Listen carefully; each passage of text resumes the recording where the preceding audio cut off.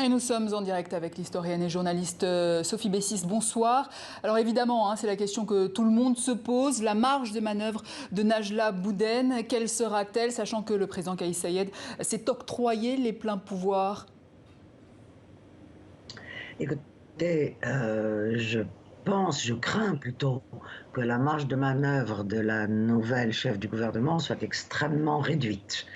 En effet, comme vous l'avez souligné, il n'y a plus aucune séparation des pouvoirs en Tunisie et le chef de l'État monopolise entre ses mains le pouvoir exécutif, la totalité du pouvoir exécutif, la totalité du pouvoir législatif, puisqu'il gouverne par décret il va gouverner par décret-loi en l'absence d'une Assemblée nationale et le pouvoir judiciaire. Il est plus que probable que le chef de l'État choisira lui-même les ministres qui feront partie du prochain gouvernement dont la chef du gouvernement vient d'être nommée. Et tout le problème est de savoir quelle est la feuille de route que cette dernière va pouvoir mettre en œuvre. Est-ce que c'est elle qui élaborera cette feuille de route ou est-ce que c'est le chef de l'État avec ses conseillers privés qui l'élaborera? Alors justement, par rapport à la feuille de route, il semblerait que Najla Bouden ne soit pas forcément un poids lourd en économie. Pourtant, les défis actuels pour la Tunisie sont en grande partie économiques et sociaux. Alors comment expliquer ce choix? Eh bien, cela peut s'expliquer de deux façons. Il est possible que le président Kais Saied ait nommé cette femme, cette dame qui a un parcours universitaire tout à fait honorable par ailleurs, mais qui effectivement, comme vous le dites, n'a pas de compétences particulières en économie. D'une part, pour faire ce qu'on peut appeler un coup de communication.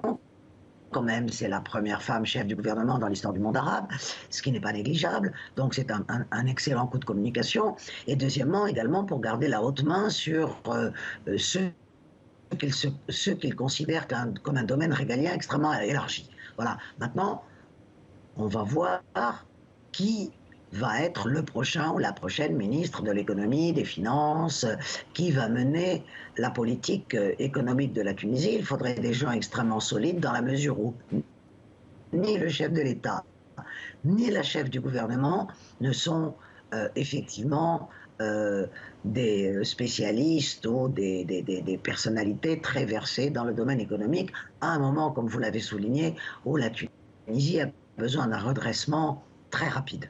Vous parliez de coup de com' pour redorer du coup l'image de Kais Saied, écorné en Tunisie mais aussi à l'international, j'imagine.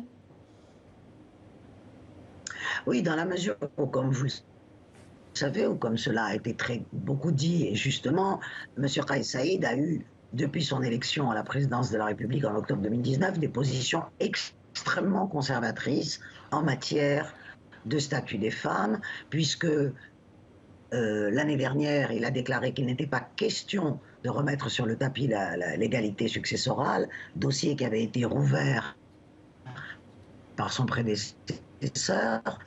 Et donc le Coran était clair sur cette question, qu'il était hors de question de prôner l'égalité successorale. Et cette année, pour la première fois depuis l'indépendance, le 13 août n'a pas été fêté. Le 13 août, c'est la fête de la femme en Tunisie, et il n'y a eu aucune annoncée d'un quelconque progrès en matière de statut des femmes.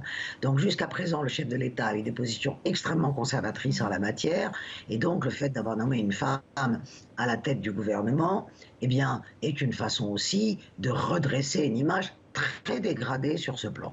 Sophie Bessis, merci. Je rappelle que vous êtes journaliste et historienne.